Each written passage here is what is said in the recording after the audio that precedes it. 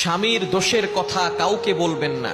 অনেক স্ত্রী আছে, স্বামী একটু ভুল করলেই মানুষের কাছে বলে বেড়ায়, তার বাবার বাড়ির কাছে অথবা অন্য কারো কাছে বলে বেড়ায়।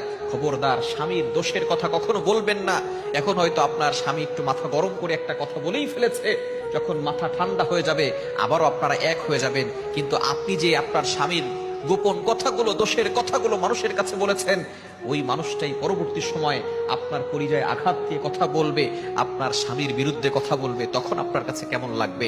এজন্য অবশ্যই চার দেয়ালের ভিতরেই ঝগড়া হবে, মারামারি হবে, কাটাকাটি হবে, তারপরেও এই চার দেয়ালের বাইরে যেন না যায়। স্বামী স্ত্রীর ভিতরে একটু তর্ক হবে, ঝগড়া হবে, আবারও এটা অ্যাডজাস্ট হয়ে যাবে, ভালোবাসায় রূপান্তরিত হবে, কিন্তু মানুষের কাছে কখনো বলবেন না।